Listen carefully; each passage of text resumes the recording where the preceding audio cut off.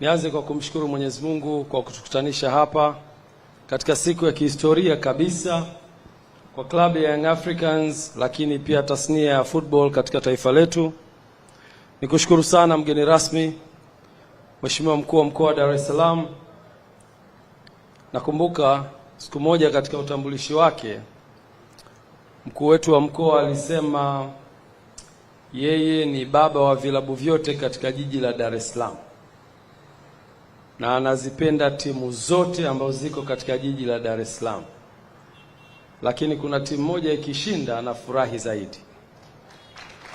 Nakushukuru sana mheshimiwa, na tukupe pole kwa kipigo cha juzi cha Dodoma Jiji, lakini nataka niwahakikishie wananchi tutakwenda tukiwa imara na kutetea kombe letu. Nichukue fursa hii pia kumshukuru Mr. Ghalib Said Mohamed kwa ujio wako pamoja na timu nzima. Ali amewatambulisha watu wote na viongozi wetu wa TFF, lakini ningependa kwa kipekee nitambue pia uwepo wa mkurugenzi kutoka Azam Media, kakaangu Patrick Kaimele, mdhamini wetu, lakini mtu muhimu sana katika maendeleo ya taifa letu katika eneo la football. Na sasa hivi mnakwenda kwenye michezo mbalimbali. Tunawapongeza kwa kazi nzuri mnayoifanya. Lakini pia nitambue uwepo wa mwenyekiti wetu wa mkoa wa Dar es Salaam DRFA, kakaangu Nyambaya. Nakushukuru sana kwa uwepo wako. Shafi Dauda, nikushukuru sana. Umehudhuria katika tukio muhimu sana ambalo ni la kihistoria. Saidiu Mandingo, tunakushukuru pia kwa uwepo wapo. Ndugu zangu kutoka Aga Khan, Olais, karibu sana.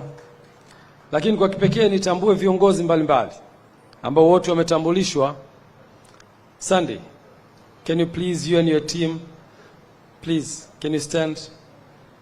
Jamani, hawa pia ni wageni wetu, na wageni hawa maalum wametoka China, na baada ya muda mfupi tutaona kazi gani imewaleta hapa. You can sit.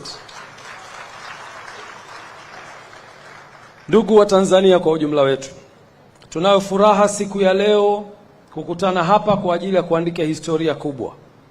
Historia ambayo ilipaswa kuandikwa miaka mingi iliyopita. Klabu yetu ya Young Africans ilikuwa ina dhamira ya kujenga uwanja miaka kadhaa iliyopita.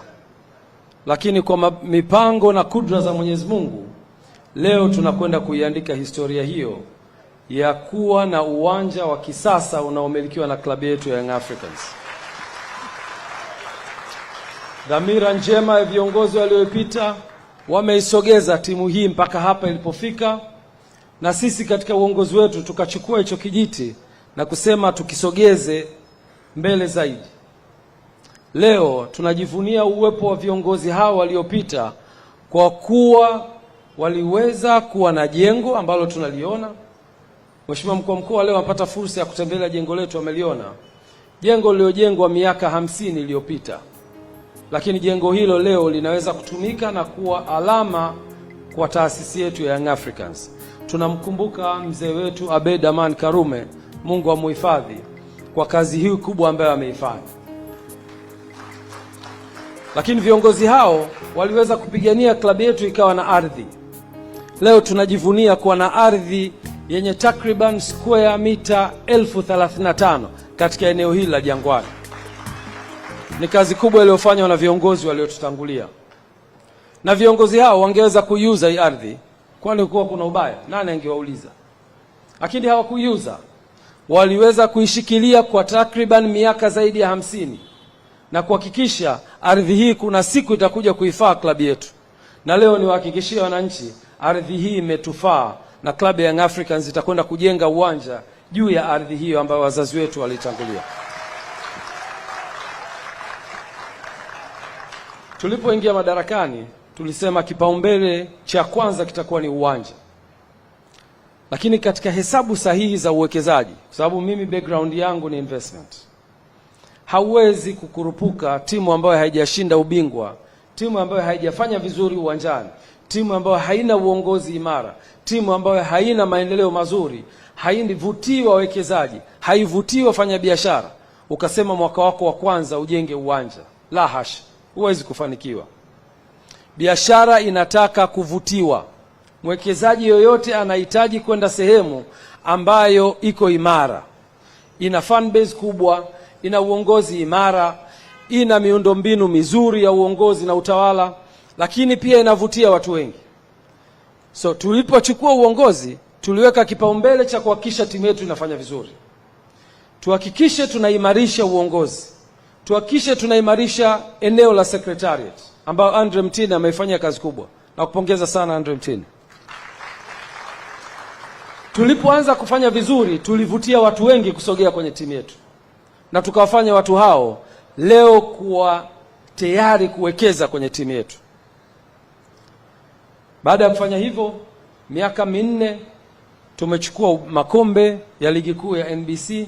Kuna EPC, Engineering, Procurement and Construction, na saa nyingine kuna financing. Mtu anakufanyia design, anakununulia vifaa, anafanya ujenzi na anagharimikia pia. EPC financing ni sehemu mojawapo ya uwekezaji ambayo inaweza kufanya kazi. Lakini uongozi wenu wa Club Young Africans umetathmini njia zote hizo na kuona kuna njia ambayo inaweza kutufaa zaidi na sio hizo ambazo nimezitaja. Na njia yenyewe ni partnership katika uwekezaji. Tukakubaliana modality ambayo ni sahihi baada ya kupitia modality nyingi, na model ambayo tumekuja nayo ni model ya partnership. Model ambayo itamfanya Young Africans ambaye ana uwanja kusubmit uwanja wake kwenye mradi, na kumfanya GSM Group ambaye ana uwezo wa kifedha kuleta fedha za ujenzi wa uwanja. Hawa partner wawili wakija pamoja, mmoja ana ardhi na mmoja ana fedha za uwekezaji, tutaweza kufikia malengo yetu ya kuwa na uwanja. Na hapo tukakubaliana kwenye partnership. Na leo nataka niseme tu kwa uchache, nimekutana na watu wengi ambao wanaweza kufanya biashara na wana uwezo wa ushawishi. Ghalib ni sehemu ya hao watu wenye uwezo wa ushawishi mkubwa sana kwenye biashara. Na ushawishi wake ungeweza kutulalia sisi wanayanga. Angeweza kutushawishi na viongozi wakaingia kwenye ushawishi huo. Yako mambo kadhaa ambayo nafikiri nyie ni mashahidi. Partnership za aina hii, wako watu walishawahi kuja na miradi na wakataka umiliki wa asilimia nyingi kwenye miradi hiyo. Nimeshangaa skill zako Mr. Ghalib za negotiation hujazileta kwenye klabu ya Yanga. Sijajua ni kwa sababu gani. Nyie wananchi mtaniambia.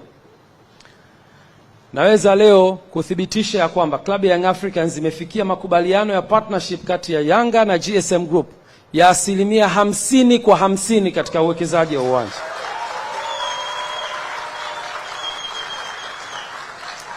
Mtanielewa nikisema kwa nini skills hiyo ya kwako ya ushawishi hujaitumia kwenye Yanga.